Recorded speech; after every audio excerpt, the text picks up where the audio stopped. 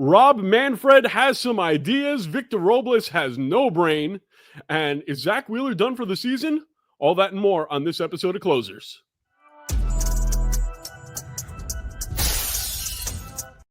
What is going on, everybody? Your boy James the Greek here, and let me bring in Mr. 69, the finest closer that has ever had 69 saves, David Ardsma. DA, what is going on, James? And in case you're wondering, I have not thrown a baseball bat at anybody. Not today. Not today. Not today. Have you ever thrown a bat, period, at somebody? Not that I remember. I threw a baseball once at my sister. Hit her in the face, too. That was bad. That was stupid. Well, we all do that things. Strike I ever threw. the only time you threw it right where it was supposed to be, right? Yeah, absolutely. I'm still disappointed I didn't get to meet your sister when we were in Seattle, but maybe another time. I know. They're taking off. I had to take off early. They were going out to Washington, D.C. They're making the Baltimore trip with Ryan Roland Smith, my brother-in-law. So they're making that Baltimore trip, which is really cool. I love it for him. And of course, I didn't get to see your brother-in-law when he was here watching the Mets. So just a sad, sad occasion. Anyway, let's talk about some real baseball. And the commissioner of baseball has this wacky idea. He wants to add 2 more teams and realign the divisions. David, what do you think about all this? Wacky idea. What is this, like the world wacky sports now? Hold on, let me try that again. Ready?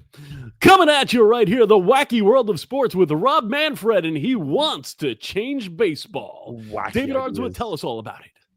No, so obviously he got on during the Little League World Series, the Little League game. It was the Mets and Mariners, I believe, right? And he gets on and he's just talking, and it's one of those cool things. These are moments that we need more of in baseball, is connect, Manfred, connect like the heads of the league, the people you don't quite know, you don't get to talk to, and just let them open up and just talk, right? So sometimes these are the best moments. You get the coolest information.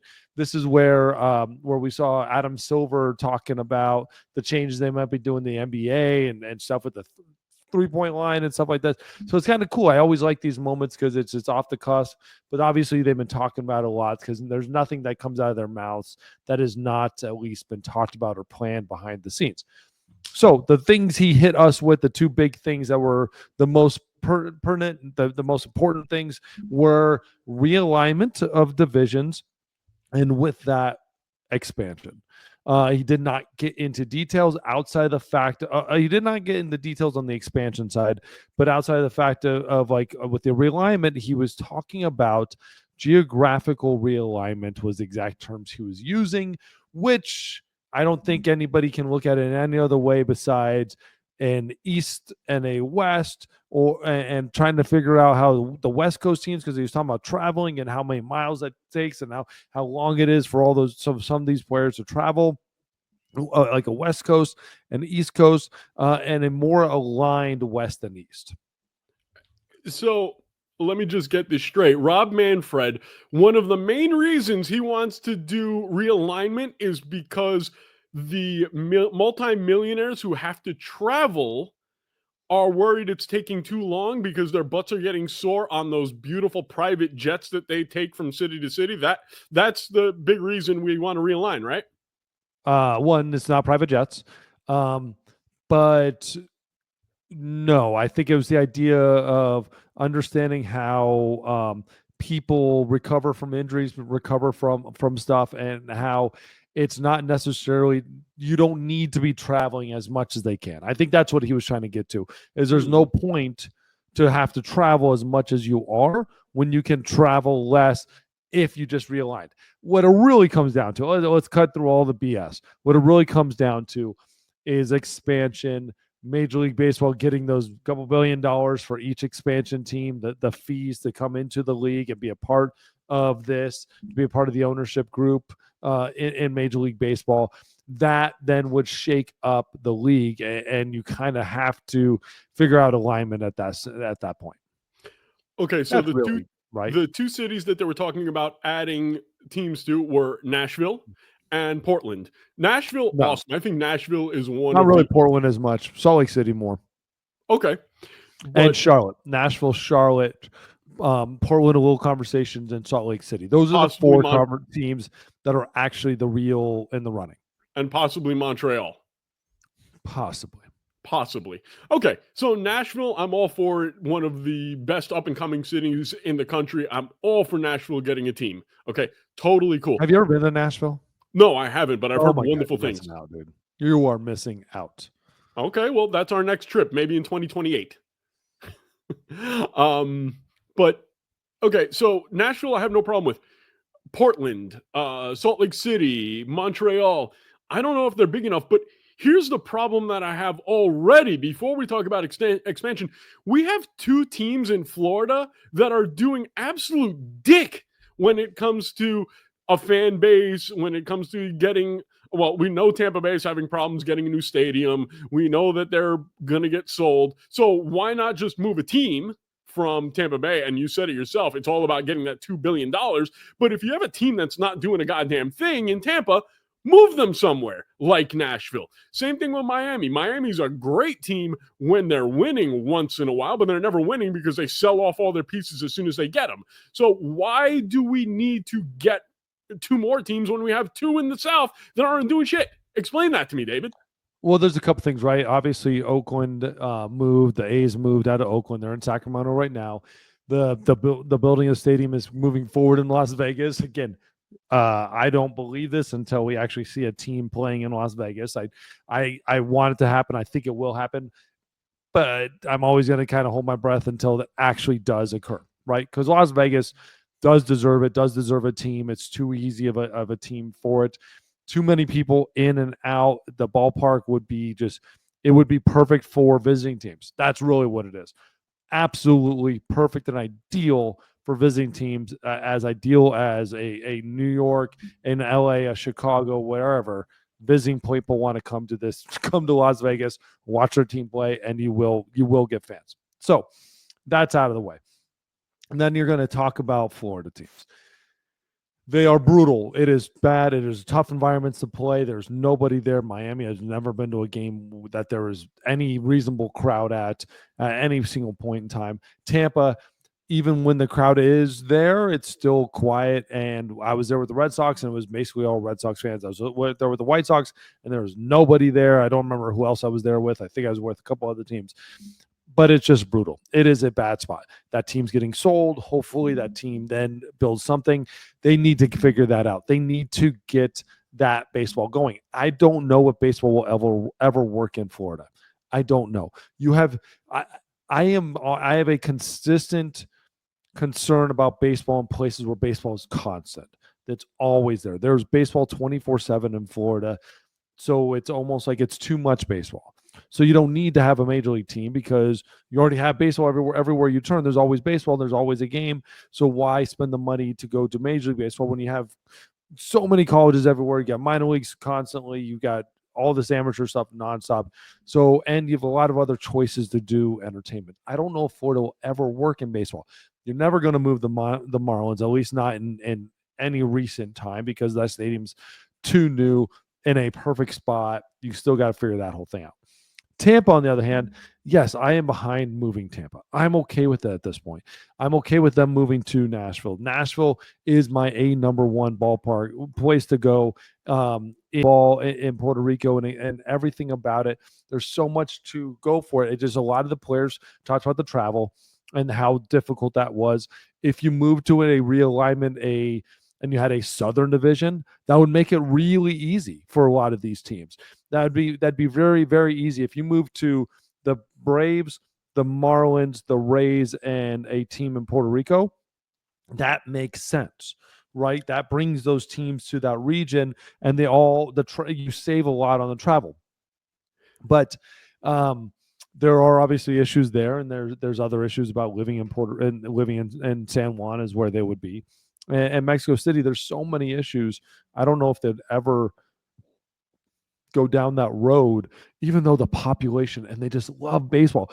Baseball needs to be more in Mexico. It's just there's so many like things up in the air on a security standpoint that I just at some point you see problems and you don't want that. And as we know, the deeper you go into Mexico, the better the odds are that you find a Steve Nebraska type. Oh my God, you're just the stupid movie line. The stupid movie. I love that movie. I don't care what you say. Steve Nebraska is still the most and if effective fictional player of all time. and All if you're talking about travel and trying to cut down travel, Mexico City and Puerto Rico are not it, right? Like they don't bring into it. But you're telling me that you couldn't figure out a Arizona, Houston, Dallas, Mexico City division, and you couldn't figure out an Atlanta, Tampa, Miami, and Puerto Rico division. Like you've got answers here. It becomes international. Puerto Rico, which is one of our baseball hotbeds, gets a team again. Mexico is a baseball hotbed for us.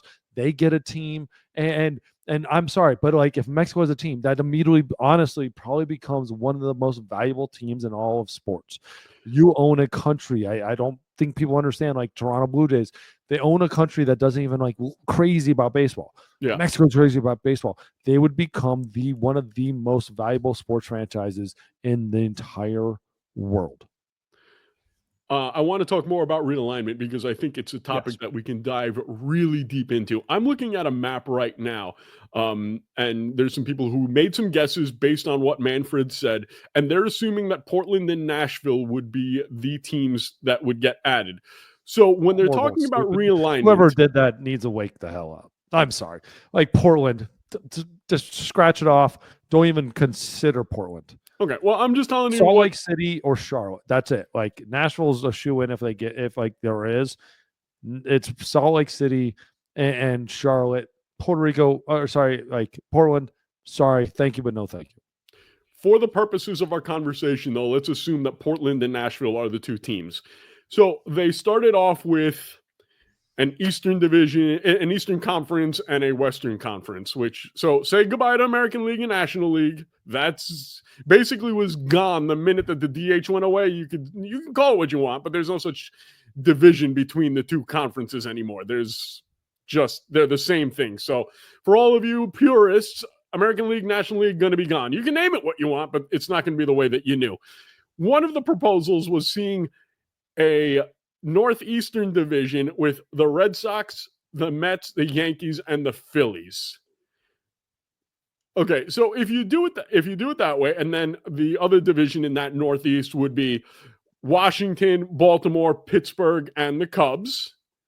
And then you have in another division, the Blue Jays, the Tigers, the Brewers, and the Twins. So we'll just stop right there. We got those three divisions in the Northeast.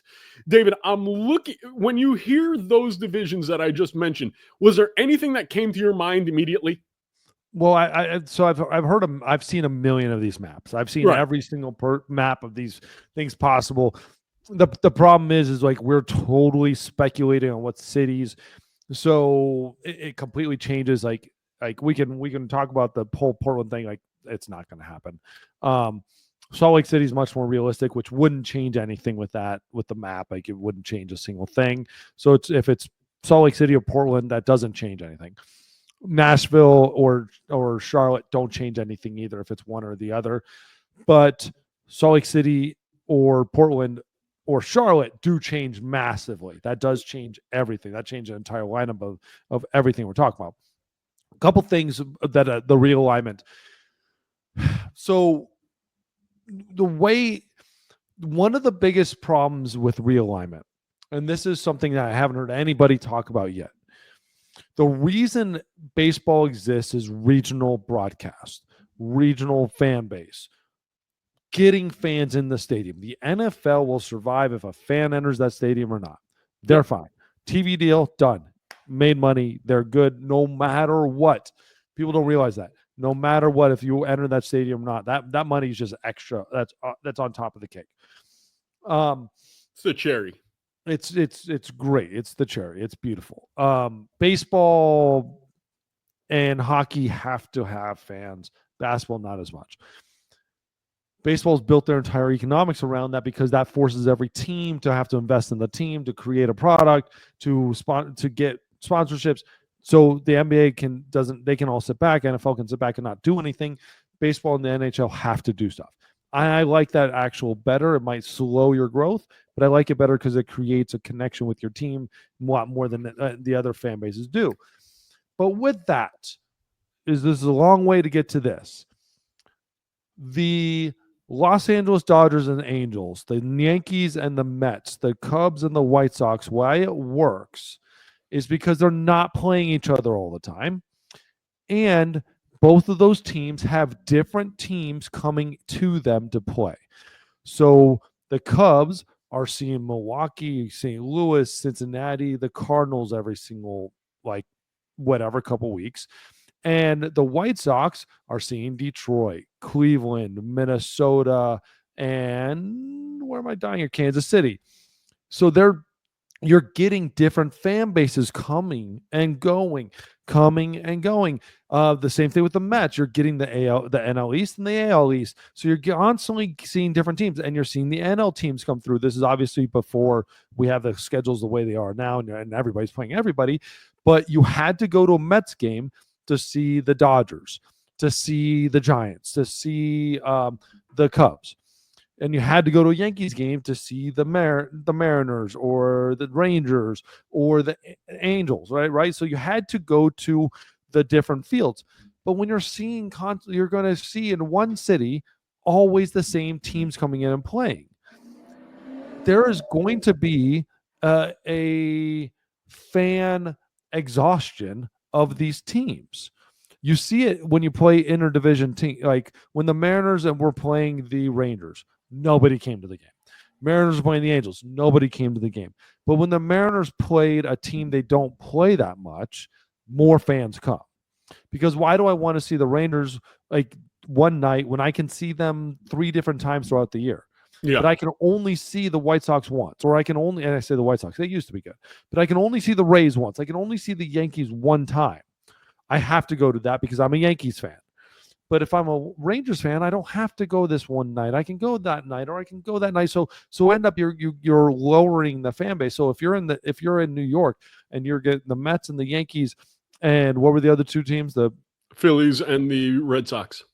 You're going to be seeing those same teams constantly in the same city. So why do I go to a Yankees game? Well, now I just doubled up the amount of times I'm going to see. If I'm a Philly fan, I can either go to the Yankee game or go to a Met game and still see my team. And I can just drive down to Phillies and go see them. So you're creating actual more constantly seeing the same teams in the same city. If I'm in the Chicago, I don't want to see the same teams constantly. I want to see different ones. And that's why it works in the NFL when you're talking about the Rams and you're talking about the Chargers, because you see totally different teams. You're talking about the Jets and the Giants. You're seeing totally different teams in these cities that have 2 teams. They specifically separate them so you get more fan bases having to come through and travel and see them, and they're spending more money, and you're creating more of a connection because of that. Major League Baseball, I hope they don't lose that, regardless of the whole National League, American League side, which is a whole nother conversation, and which we'll get to. But don't lose that, because it's such a simple thing that you're going to forget. It's funny. I didn't even think about it in those terms as far No as one's ever brought it up. Yeah, and I love that you did, but I'm looking at it, and I'm looking at it from a purely economic standpoint, and I'm saying, wait a minute, hold on a second. When you're breaking them up so closely, when you're breaking up the divisions and then you are realigning them and you're making it so close geographically, most of the time those teams make the same amount of money, spend the same amount of money. So now you're looking at that proposed division in the Northeast. That would be the Red Sox, the Phillies, the Mets, and the Yankees. It would be a $1.2 billion payroll for those 4 teams. And then when you go south to Atlanta, Tampa Bay, Miami, and Nashville, it would be $300 million combined for all those teams.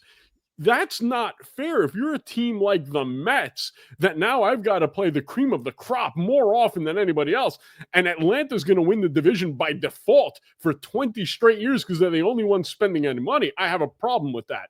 I do have a remedy, though. The hell with divisions. I don't want divisions anymore. Make it so that you play everybody in your conference a certain amount of times, like we do now, and then in the other conference, you get to see them all again. But I don't want divisions. I want it to be Eastern Conference 1 through 17, Western Conference, Eastern Conference 1 through 17, and then just take the top 5 teams on each side and put them in the playoffs, because this idea that I've constantly got to be battling the same teams over and over and over, terrible to me.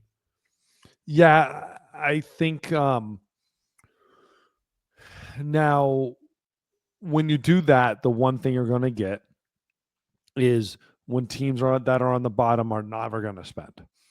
Never going to spend. So when a team has to compete with 16 teams to make the playoffs, right? Why would you spend money when you only have to compete with 4 teams to make the playoffs? You're going to be more apt to spend that little extra money knowing I only have to beat 3 teams.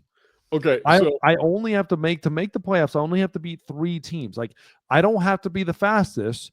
I just got to be faster than you 3 idiots, right? That the old joke with like how do you beat a bear? Like how do you outrun a bear? I don't have to outrun a bear. I just have to outrun you.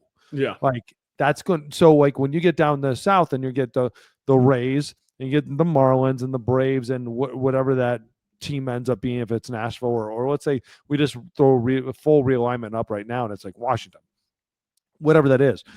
Like there's actually going to be some incentive there for some of the, like one of those teams to go, hey, like this is winnable and we're going to make the playoffs. Let's not just go at 500 and be happy with this. Let's actually throw a little money here. And you're going to end up getting teams that actually win and throw money at it, where if you get 16 teams, there's no point. You're actually taking away the exact, like doing that takes away every incentive to spend a little money if you're anybody lower. Like if I'm in the AL Central, I know if I throw a little money at it, I'm going to win that division. Okay, great. But so I have 2 ways of solving that problem. Number 1, there's got to be a salary floor. You must have a salary floor without a cap, brother. So why not? Can't do it. Why not? Oh, there's no way the MLB owners are going to give up a floor without a cap. Okay, and then you're never going to get it. Well, that's all fine and dandy, but you want other concessions from the union, then you're going to have to do it. And then the other idea that I have, that I'm actually stealing from the great Don LaGreca from ESPN Radio in New York, and I've always liked this idea.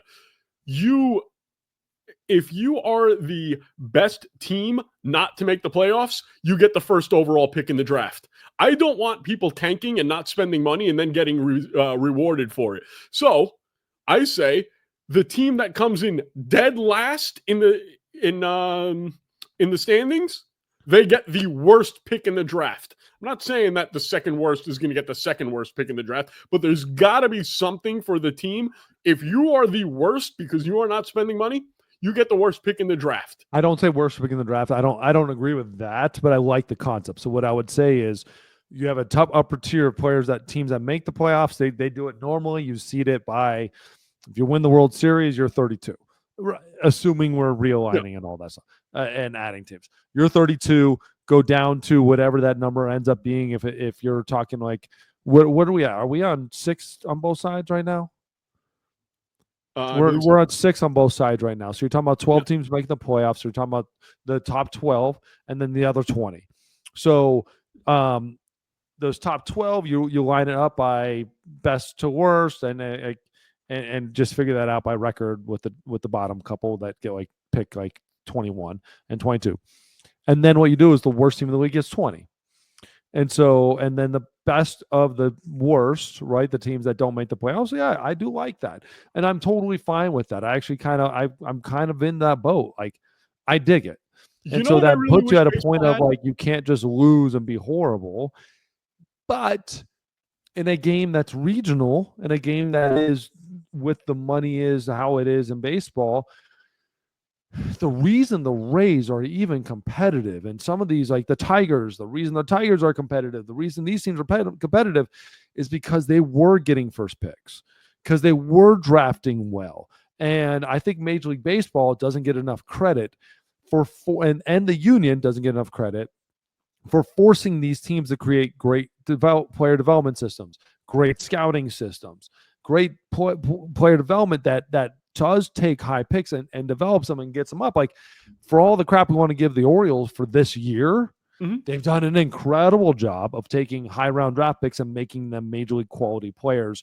We just haven't seen the end results. But again, if they come out and have a great year next year again, like we're going to be talking to them and bowing down to them again with what Right, we've done the last 3 years. but right now, there should be a penalty for a team like the Orioles, who should be better and not spending before the season the way that they should have. There's got to be something. Now, you know what I Yeah, really but wish? I don't want to call them a penalty either, because if I sat there and looked at that team, we all knew they were going to be competitive, but we also knew, like, okay, they're making a financial decision to really go for it next year, and they're going to be spending a lot of money very soon. So we get that. Like, there's a give and take there. I'm more concerned with like the Marlins, right, or more with the Rockies or the White Sox that have never signed any. Like, Benintendi should not be your greatest contract of all time. Yeah. Like, that's pathetic. Nothing against Benintendi. It's more against the White Sox not signing these players.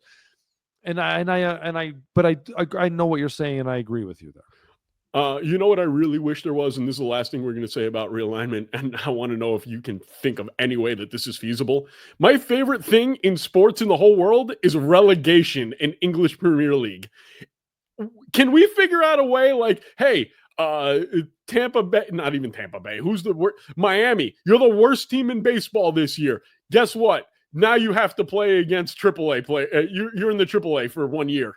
And Miami's not the worst team. You know what I mean? Yeah. So you're not burying any Miami fans.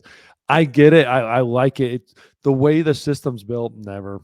No, I love the unfortunately. relegation system. I think it's incredible, and it gives teams on lower divisions opportunities to like make something out of yourself and something to shoot for besides just the minor league cup. So I love it. And but we are we're built so differently in this sport that it will never happen, because minor league system are just teams of your big league team. Like, they're the same thing. And so that will never happen. Relegation has to be, if you're going to relegate, there has to be a viable independent league below Major League Baseball that those teams, if they also don't forget, They got to win in that York, division to come back up. York, whatever, like, they come up to the big leagues, Yeah. right? Like Lancaster, congratulations, you won the independent league, you come to the big leagues. This is, like, that's one of the bigger problems too, is like these cities are like, they got 5,000 people in the stand. Yeah. No, I get like, we're talking about like 5,000 people, and that's a sold out, crazy, awesome environment. That's not Major League Baseball. Agreed. The only person I think who is happy with the idea of expansion is my guy at Top Velocity Pro. Because if you have expansion, you need more pitching. And if you need to learn how to pitch, you need better pitchers. Where do you go? You go to Top Velocity Pro. David, tell them how to get in touch with Top Velocity Pro for expansion pitchers. Top Velocity Pro, come to topvelocitypro.com. Top Velocity Pro on all the socials. Hit me up. Dude, I take baseball players and make them better. So you want to be the best you can ever possibly be, the best thrower you ever possibly be, Top Velocity Pro. And when Major League Baseball goes to expansion, we got more Major League Baseball players. Come on, dude. I'm actually going out to Top Velocity Pro this weekend. That'll be fun. That's awesome. I'm going to Top Velocity this weekend. Top Velocity Pro is traveling to Top Velocity this weekend. Yes. And I spoke to my sister. As soon as my nephew turns 9, he will be heading out to Arizona. All right, let's move on here. And we talked about some disastrous ideas from Mr. Manfred, but there's some disastrous things that happened in minor league baseball. Mr. Victor Robles, what the hell are you thinking? Clippy Jones, play the tape. Halter at third back in inning number 1. And the first pitch from Estes. Swung on and fouled off on a pitch that hit him. He picks up the bat and throws it at Estes. He's been tossed. Way to go, Mike Piazza. He is yelling at Joey Estes, and now he runs towards the mound. And now he continues. Yeah, so, I mean, what the hell, Victor Robles? Seriously? You take the damn bat. Who are you, Roger Clemens? You're trying to hit Mike Piazza. You cannot take the bat and try to injure someone. And right before we started recording, we got a message that Victor Robles is going to be suspended for 10 games by Major League Baseball. David, I have a whole bunch of thoughts on this. What are your thoughts on this whole situation? Well, April 6th, he put on the IL. He was diving into the stands and he dislocated his shoulder. So that is why he is in a minor league baseball game. He is rehabbing, trying to come back from that shoulder. God, that's a good throw. Shoulder's obviously feeling good. At least his right shoulder is feeling good because he threw a bat pretty solid and threw that whatever that, it was a Powerade bottle, but it had a bunch of like stuff in it. I don't know what's going on. It was a sunflower seed holder. That was all sunflower seeds that came out. But it looks like a giant water bottle thing. Anyway, you're in the minor leagues, you just do what you got. Like you turn a water bottle thing into seed holder. Anyways, so he's down there on rehab assignment. So I've been obviously like this has been all over like X and Instagram and all that stuff. This had been the fourth time he had been hit. And this was in this series. That ball was up and in without it. I mean, it hit him in the chest. I think it was actually the fifth time in 15 at-bats. Yeah. So there's a lot of different thoughts with this. One, that's a swing. Sorry, it's a strike. No matter what you want to say, like it is absolute BS if they don't call strike on that. Whether you get hit or not, dude, he swings the bat. Look at this. This is a full swing. Yeah, You're not getting out of it. He tried to hit that ball. Okay. I didn't go right to this. The catcher didn't see the bat throw. I don't think the catcher knew he threw the bat. That's the catcher's reaction. Because if you see the catcher, the full video, the catcher, that happens, he immediately starts talking to the umpire, which is stupid. Catcher job, immediately get between the players. If somebody gets hit, you get between the players. You talk to the umpire while you're handling your play, while you're handling the hitter. That is your job. You should never be turning your back on a guy that just got hit in the chest. Stupid. And then you see what happens. He throws a bat and he starts running out there. That's on you as a catcher for allowing that to happen. Two, either your team doesn't like you, the other team doesn't like you, or your pitchers are the absolute spineless POSs on that team. Yeah. We are creating an entire generation of pitchers that are spineless and scared and don't know what to do with baseball. And it's not the pitcher that hit him's fault. No. I don't know. I don't think they're trying to hit him. You watch the pitcher's reaction. He obviously didn't mean to hit him. Like his whole reaction, everything about it is he was pissed and frustrated that he hit him. It's the idea that you allow your major league rehabber, Victor Robles, to be hit 4 times in a series. How is that even possible? The other team should be so scared to pitch inside because after Robles gets hit the second time, one time happens. Okay, one time happens. Even one time is borderline. A lot of old school guys would say even one time. I say twice. But the second time he gets hit, you are plunking one of their guys. And you know what? Plunk the next guy too. Yep. Send a message. Send a clear message to the other team to keep away from your pitcher or your major league rehabber, let alone anybody on that team. But you got a guy from the big leagues coming down.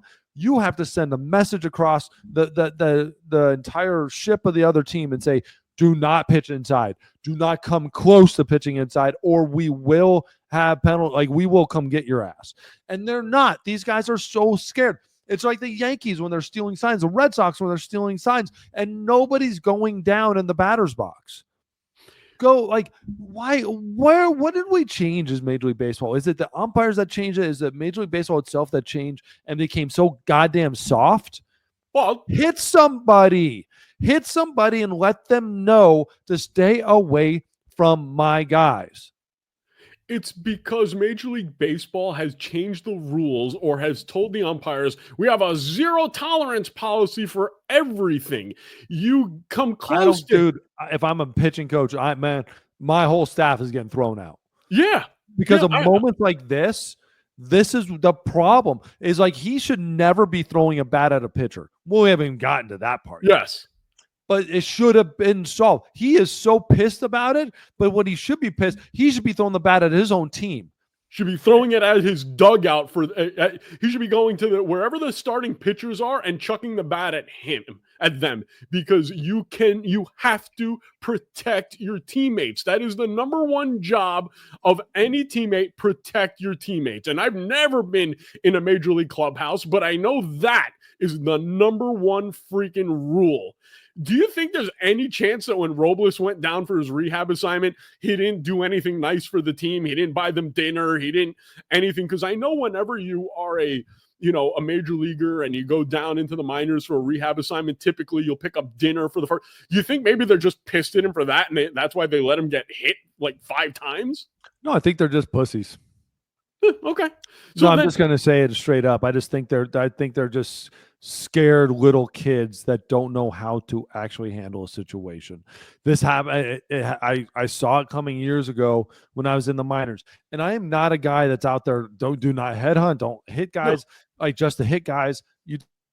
Someone pips a home run, you don't hit them. Like there's certain things, but like one thing for sure, when your guys start getting hit and it's above like just a normal bad pitch, and another pitching staff is comfortable. This is my line with this. Once another pitching staff is just comfortable, even comfortable pitching into my hitters, and if a ball just travels in a little too much and hits them, but they're so comfortable doing it, it happens like twice a game, I have to hit one of their guys.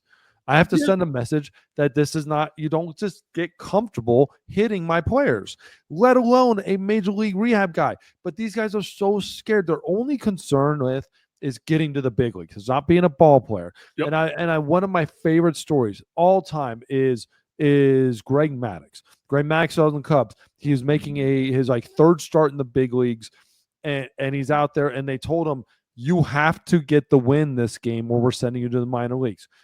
You have to get this win or your ass going back to the minor leagues. He's out there pitching. He's dealing, doing his thing.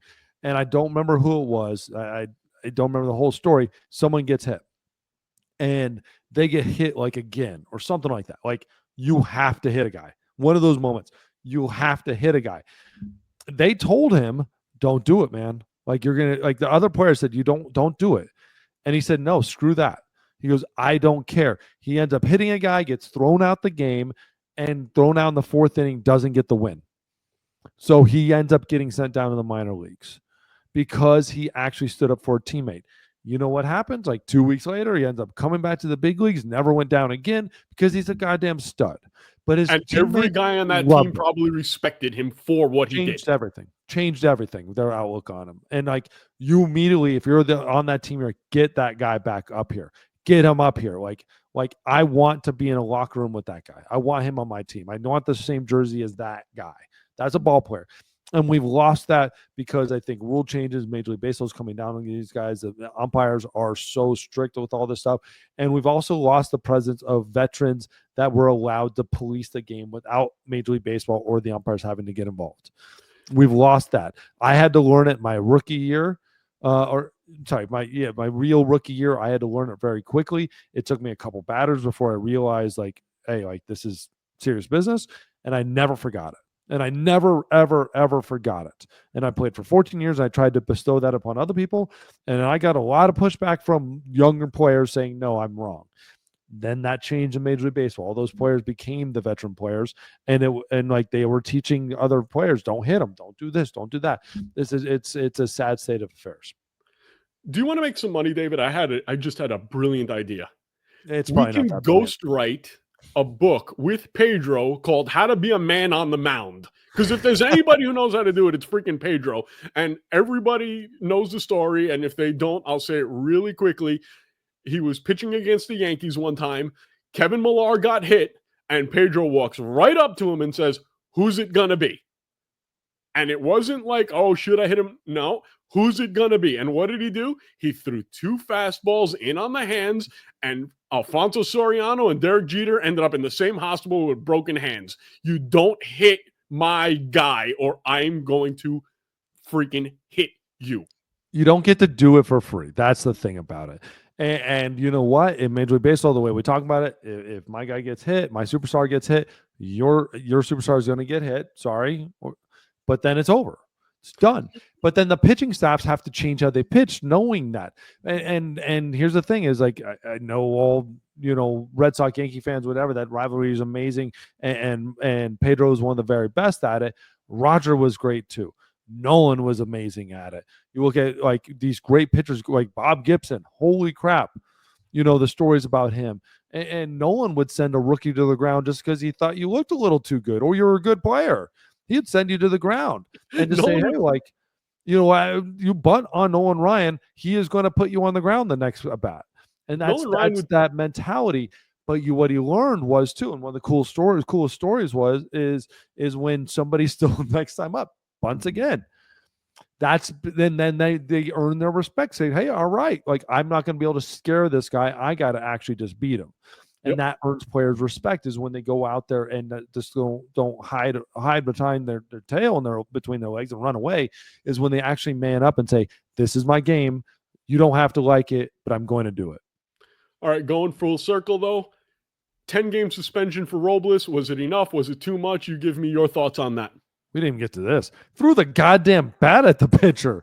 Hell yeah, it was exactly right. And all 10 games have to be served in the big leagues. It can't be on a minor league assignment, all that stuff.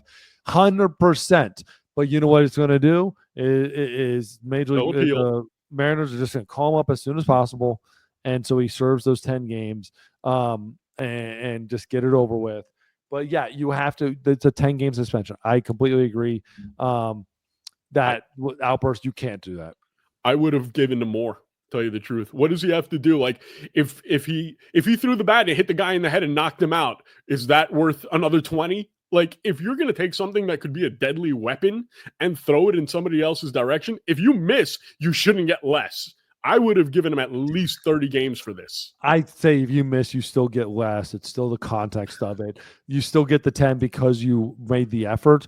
But still, like, if you just throw a knife is one thing. You throw a knife and hit somebody in the head, you get more years. Like, it's still, like, there's context with it. It's that's the truth. That's how punishments are at the end of the day. Just doing it is one thing. Doing it and hurting somebody is another. So punish them for 10 games. I would have been okay with 20. I wouldn't even complain. 30 is probably a little too much. That's a lot. But these are the type of moments that Major League Baseball does need to step up and say, make an example out of somebody. I just wanted to set a precedent with this one because as far as I'm concerned, they screwed this up from the very beginning, not allowing players to police themselves. There is a reason why you are still allowed to fight in hockey. It's so that you don't get hit in the head with a freaking hockey stick, or someone doesn't pull a Happy Gilmore, take off their skate and try to stab someone. That's why you've got a 6'7" gorilla that's going to freaking floor you if you look at the best player the wrong way. That's why a guy like Matt Rempe on the Rangers has a job. That guy isn't there because he can skate or shoot. He sucks. I'm a better skater and shooter than him. But you know what I can't do? I can't kick his ass. All right, moving on from Victor Robles, I want to talk about one of my favorite pitchers in all of baseball who could be out for quite some time. Zach Wheeler just had surgery to remove a blood clot. What do you know about blood clots in pitchers, David? I don't know a whole lot about blood clots in pitchers. This is not a normal thing to be happening. This is not a like thing that just is like all around. So he had thrombolysis. Do you know what so? Thrombolysis procedure? Anyways, he had a blood clot in his upper right extremity. He had a blood clot in his right shoulder, which is not good, which is not a good thing to be having. I am glad they caught it. They said after he was throwing, he felt extremely heavy in his right arm, and they went and checked it out, found that there's a blood clot, which is amazing that they caught it, because that obviously can always be life-threatening, arm-threatening type of things like that. They caught it. He is one of our best pitchers in all of Major League Baseball. This sucks. It sucks for the Phillies. They are not sure that he's out for the whole rest of the season. I can't imagine he wouldn't be. But at the same time, they've not ruled it out. And as long as he's healthy, he'd be good. Now, I did play with Glendon Rush back in the day in 2006 with the Cubs. And he had, I believe, a blood clot. And I don't know if he pitched the rest of the season, but or if he did, they had to take their time and slowly get him back going in it.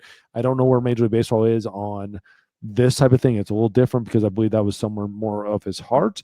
And Glendon, if you're seeing this or you watch this or you hear about it, please let us know if something's different. But he had to really change who he was and how he was and how he drank and ate and everything like that. And this is going to change a lot of things for Zach. Yeah. And it's very, very sad because he is probably the best pitcher in baseball without a Cy Young. I've talked about it plenty of times. I love the guy as a human being, as a player. I don't care that he's a Philly. He was a Met first, damn it. So I'm always going to be in Zach Wheeler's court. So, Zach, if you're watching this, speedy recovery to you, my friend. I hope you get back and pitch next year after the season is over, because hopefully the Mets will not have to face you. Where does it put the Phillies? Well, it's a good question. So now here's the pitching rotation, right? Christopher Sanchez, Jesus Luzardo, Taijuan Walker, Aaron Nola, and Ranger Suarez. Aaron Nola right now is hanging out with a 6.9 ERA. Right? They still have enough pitching, I think, to win that division. I don't think that the loss of Wheeler. I mean, how many starts do you think that you would get from Wheeler in the next 30 games? You would get 5, 6, something like that. Ish, right? 6-ish. So let's say normally you would win 4 of those games, lose 2. Usually, you would guess. Yeah, and so and it's a hard time to try to flip out, like what's the flip side of that, right? Like it's a nice spot to be, like you're just like your replacement is Taijuan Walker, or like who's actually having a good year. Like your replacement is Nola, who's so like who will hopefully figure it out. Like Ranger Suarez is obviously absolutely dealing. Christopher Sanchez is dealing. Luzardo is having a good year. Like you're having a great year out of these guys. It's just a matter of where does that put the pressure on the bullpen? Is that bullpen going to start pitching the way like they've been, like continuously, like the way Kerkering is starting to pitch, and Banks, and obviously Duran, like he has been incredible. Alvarado, like coming on over. David Robertson, that signing, like that looks, I mean, the David Robertson signing, how huge is that now that they go out and go get like the saltiest of the salty like closers, and this guy is now like important innings. Yeah. Well, we talked about it from the very beginning of the season, how nobody signed them was absurd. What's crazy too is like you forget Jordan Romano is in that bullpen, who was an all-star closer with the Blue Jays, and the guy's got a 7.5 right now with the Phillies. Like he's still in that bull. That's still blowing my mind that he's there, and like with a 7.5, he's way better than that.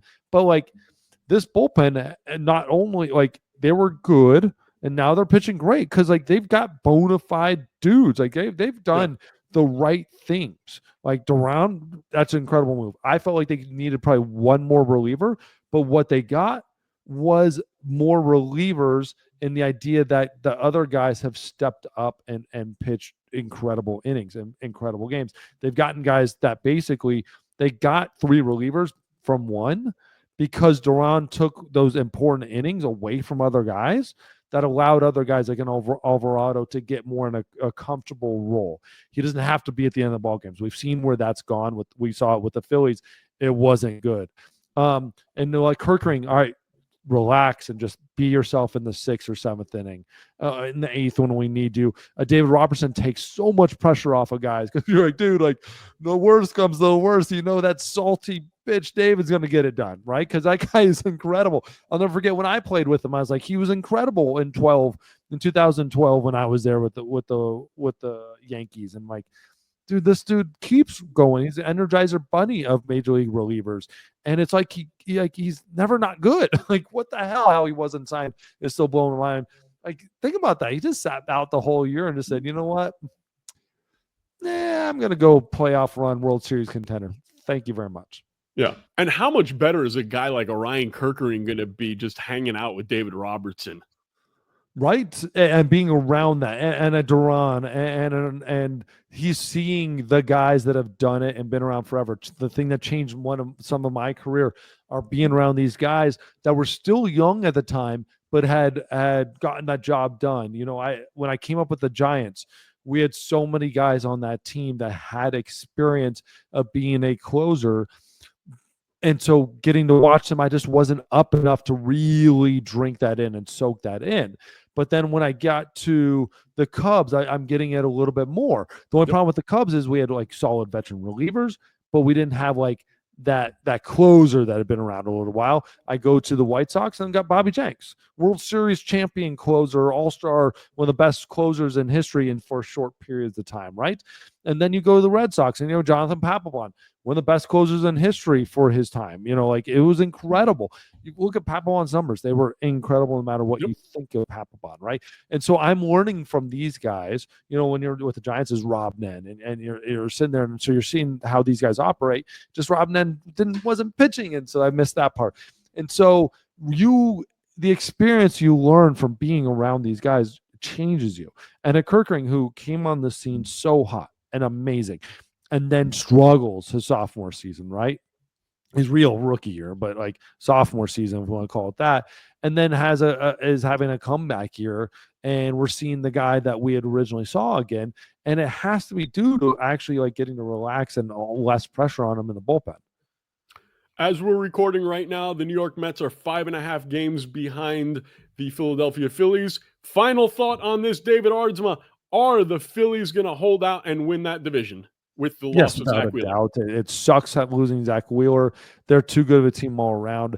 And what we're going to have to see is from the Mets is them. Here's the thing. If the Mets win it, it's because the Mets go out and win, 20 of 25 or something like that. Really something ridiculous. Even if they win 20 of 25, that means that you're expecting your team, the Phillies, to win. Like they can't win 15 of 25. Yeah. They're 15. If the Phillies go 15-10, they still win the division. Yep. And if that's the Mets going crazy at 20 and 5. Yeah. So whatever that, you know what I mean? Like that. Like that's how much the lead they have, and that's where it's so hard to win divisions. And they're going, it's just 5.5 games. It's really not that far. Yeah, it is when you realize the team that's won all year all of a sudden has to start losing and not be the team they've been all year. All right, let's move on. It's time now for everybody's favorite segment, the segment that we look forward to each and every week. It is time for Mount Rushmore.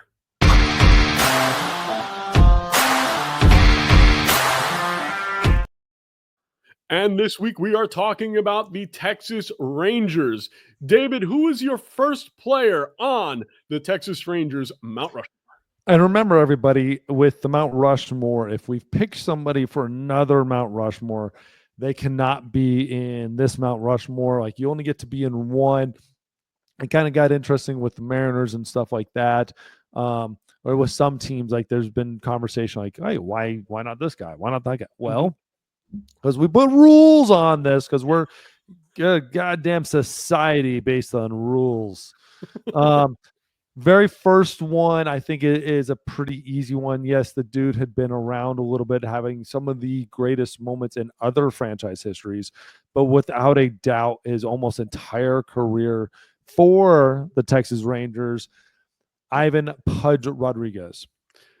Okay, so as a guy who grew up idolizing Mike Piazza, I will say that even though I love Mike Piazza, Pudge Rodriguez a better all-around catcher. In fact, he's probably the best all-around catcher that I've ever seen in my lifetime. No. Well, in our lifetime, who's better? Yachty. Doesn't have the power. Yeah, but Yachty beat him defensively a lot. Yeah, but Pudge was a much better offensive player. Yeah, but Yachty was a much better defensive player. Like much better. Like and the thing about it was, and this is the stories I had always heard, was Pudge wouldn't call curveballs in counts so he can make sure he could throw guys out. Like Yachty never cared. Yachty wanted the out, the pitcher to get the out, and would create the out on the base path. Pudge would force the pitcher into situations and pitches that they shouldn't be throwing to guarantee he got the out on the base path. Interesting. I had never heard that. Once I heard that, I didn't really like it. But I will give you this is a good argument. It's a legit argument from an offensive standpoint. I don't think there's ever. I mean, from an offensive standpoint, I mean, Piazza's pretty dang incredible, and you can't really fight against it. But like, it'd be a great argument straight up. These two, Pudge is much better defensively than Mike Piazza, without a doubt. And those were the two greatest from that generation. Pudge Rodriguez, I mean, let's just go to the numbers, right? 14-time All-Star, MVP, 2003 World Series champion, 13-time Gold Glover, 7-time Silver Slugger, NLCS MVP. Obviously, I think I already said a Hall of Famer. 1,500 games for Texas behind the plate. He hit 304, 217 home runs, 488 OPS, 842 RBIs, 352 doubles, triples, all that stuff. Part of some really incredible Texas teams that were just goddamn dangerous, but didn't have the pitching to match. Yeah, and it sucks because there's some of these teams in Texas that you're just like, dude, if they had the pitching, oh my God. But there's some reasons with that, right? Sometimes you get the hitting because you don't have the pitching, and sometimes you need the hitting because you don't have the pitching. And sometimes the pitching might be because of the dude behind the plate a little bit too. Like, there's parts to play with that. Yep. But he was a goddamn beast. He was an absolute beast. Okay, I have a riddle for you before we get to our next player. What happens when you take steroids and combine it with Viagra? You get our very next Hall of Fame, not Hall of Fame, Mount Rushmore inductee, and that would be Rafael Palmeiro. Well, and I'm seeing if Ivan Rodriguez, I faced him, Pudge, 0 for 2, 1 punch out. Okay, you have to do that with all these guys. You got to look what you did. Hall okay, of I like Famer, it, dude. My Hall of Fame stats are pretty dang good. Yeah, no, you're really good against Hall of Famers. It's actually quite funny. You're like the reverse Tony Gwynn. Yeah, Palmeiro, was he done? Yeah, he was 2005, 4, and 5.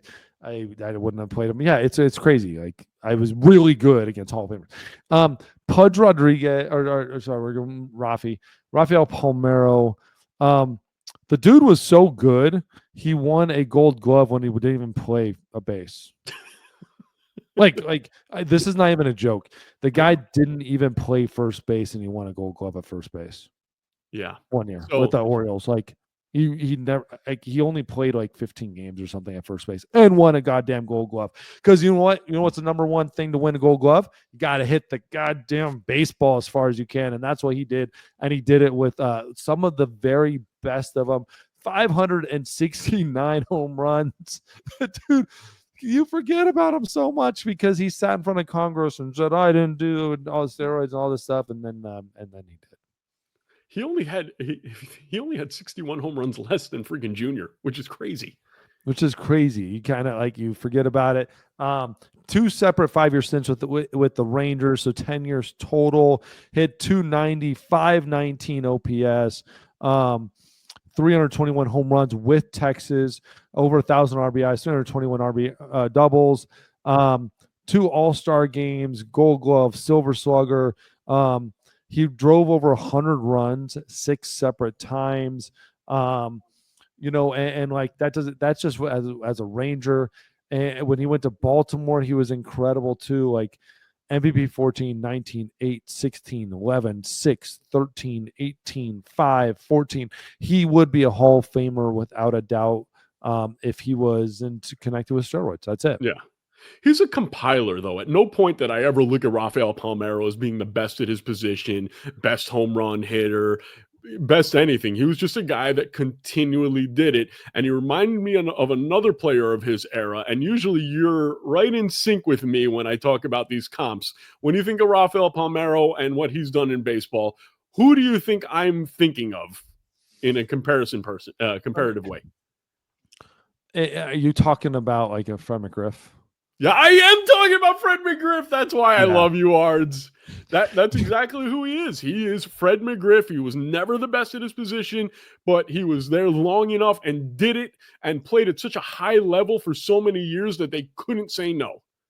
Yeah, and that's the thing about it is he was never the best. There was always a Jim Thome. Even a Jim Thome in the same position, or the thing about it though is like he was just overshadowed. I mean, the dude had 148 RBIs one year, 142 RBIs, 43, 47, 47, 39, 43 home runs.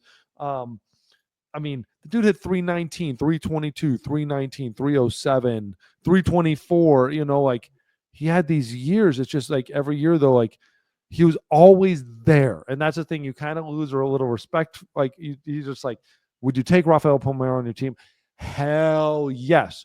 But do you think like sometimes you think about a lot of other guys before him, but then you look at his numbers and you're like, Rafael Palmeiro out hit this dude like left and right. And he was actually a pretty like he was a decent first baseman a little bit, but like DH obviously like Yeah. you know, like that's where he was. And the dude was again, dude was a stud. Absolute stud. One of the best.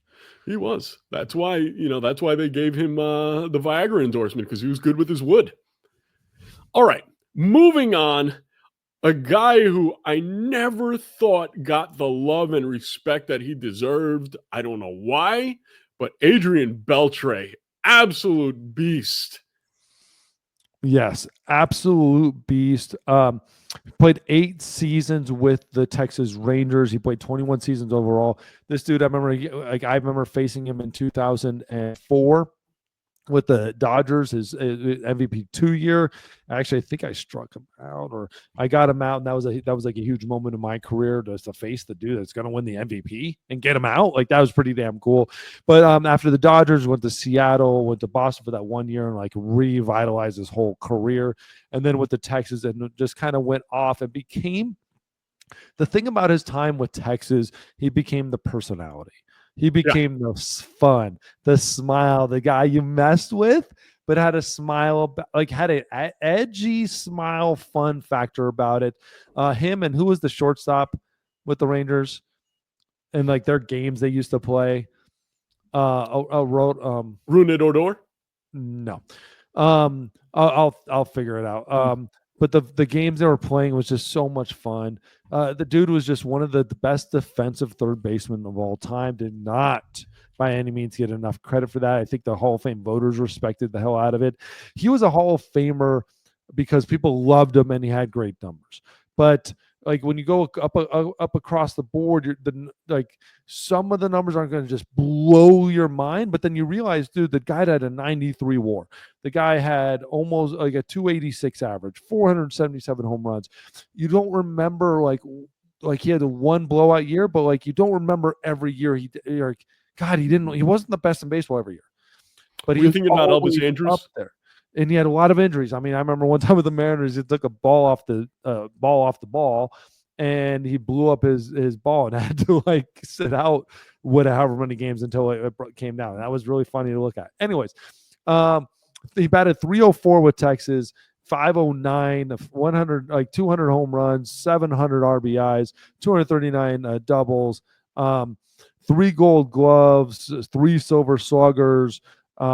Top 10 in the MLB MVP voting 5 times. So he was top 10 5 times as a Ranger. Remember, he became a Ranger as his 32-year season. So he played 32 to 39. So of his 32 to 39 years, 5 of those were top 10, and he still had another one that was in 15. And they had 2 at 15. So it's pretty incredible what he did as a Ranger. And it's so funny because like he had spent a lot of years in LA. He had spent a lot of years in Seattle, and we remember him as a Ranger. I loved him as a teammate in Seattle.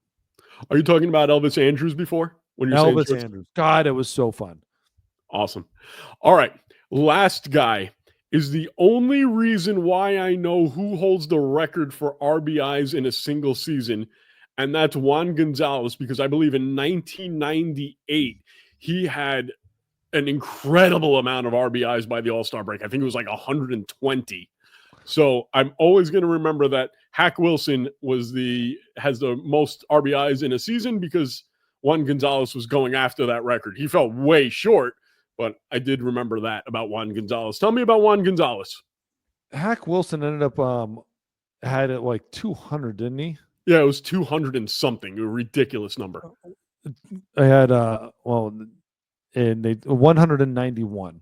191. And Okay. then Juan Gonzalez ended up with 157, led the league in RBIs, 50 doubles, 45 home runs, won the MVP 2 times, both times as a Ranger. He had 2 separate stints with the Rangers, but 2-time MVP winner. He was an MVP before, 9, 13, MVP 16 as well. This dude was absolute hammer. Those 90s teams had just, dude, like the amount of power and stuff in these 90s teams. I mean, think about some of these lineups. They had Palmeiro, Juan Gonzalez. We're talking about Pudge Rodriguez. Will Clark was there for some of this. It was absolute like fiasco with how good these ball players were and how good that lineup was in Texas. But this dude was an absolute beast. Again, he won a home run derby, which is so cool to watch. Right then, 3-time All-Star, 6-time Silver Slugger, 2-time MVP. Think about that. He only was an All-Star 3 times, and he won the Silver Slugger 6. So he was the best in his position 6 times, and he still was only an All-Star 3 times, which is kind of crazy. That you get to that point. Like, I don't even know how that's a deal, but it is. I loved watching this guy growing up. I loved watching him, and to me, he's the 4th on their Hall of Fame or their Mount Rushmore. Mount Rushmore. Who is the guy who just missed? The guy who just missed, I've got 2. Okay. And I am a lover of changing generations and stuff like this. Mm-hmm. Ian Kinsler is my first man out, and I tied him with Kenny Rogers. There's no pitcher on this list, so I had to go with Kenny Rogers. Again, he was an absolute stud. But Ian Kinsler was a guy I played against a lot. What was that? I said the guy makes a damn good chicken, that Kenny Rogers. Ian Kinsler was an absolute stud while he is there. 4-time All-Star. 2018, he won the World Series. 2-time Gold Glover with the Rangers. 273 average, 156 home runs, 539 runs, doubles, 250. He was that second base to Elvis Andrus, shortstop, and then he ended up getting traded in 2013, so he didn't really get to experience the Adrian Beltre experience. But he was an absolute stud. Okay, and finally, who's the guy on the team that could make it if they continue? Yes, could make it if they continue. So this is an interesting one when you're getting down to it. What's funny is this is the guy who made a huge name for himself as a Dodger, and now he's here with Texas. Depends on how the rest of his career goes. It's kind of taken a little downward dive right here this year, but Corey Seager is a stud, absolute part of that World Series team, the core. Like he was the core of that World Series team coming over from the Dodgers. He's been a 3-time All-Star with the Rangers, MVP 15, MVP 2, All-Star again those 3 times. Led the league as doubles and 96 RBIs, 74 RBIs, 30 home runs basically every year, 33 and 30. This guy is a stud. It's just like, all right, where are we going with the rest of the career, and where is this Rangers team going? Because it's on a downward slide, and if he's going to pick it up, they need him. They need him to pick it up. There's a couple other interesting ones here. Jacob deGrom would be an interesting one to say. There's no chance. I don't think he'll be around long enough. But if Jacob deGrom is here for 6 years and he just does Jacob deGrom stuff, it'd be an interesting conversation. It's not possible. Not possible. No, it's not possible because he can't. There's no chance that he's going to be, or I won't say no chance, but it's highly, highly unlikely that he's going to do anything close to what he did with the Mets. He's not going to win back-to-back Cy Youngs and then possibly be on the road for a third one before he gets hurt. I mean, you're asking a lot. And if you're going to put deGrom on the Mount Rushmore, it would be with the Mets. I already put him there on the Mets Mount Rushmore. The guy who I think has the potential to be on the Rangers Mount Rushmore, still very early, Wyatt Langford. That guy's got skills. Without a doubt. Absolutely has skills. Corey's got a big jump on him. And if Corey comes out with the next 4 years, 5 years, and just balls out, He absolutely could be. Marcus Simeon is like too far behind the 8 ball, at 34 versus Seager's 31, and Corey's obviously been even above that. Josh Jung is really interesting with that, but yeah, I'd say Wyatt Langford without a doubt. It would be the next in line if Corey doesn't step it up again as a hitter to be in this list, bro. This list, you're talking about a powerful list. Like if you put those 4 in a lineup, I mean, it's with anybody because these numbers that these guys put up in their career are with any 4 hitters from any team. I don't care who you are. These 4 could go up against almost anybody and at the end of the day in their career. Yep. You're 100% right. Almost. All right. Well, David, another fun show. I can see Alex probably freaking out because we went so long, but it's okay because, I like annoying Alex. So with that being said, I'm James. He's David. We'll talk to you next week. Thanks, everybody. Bye-bye.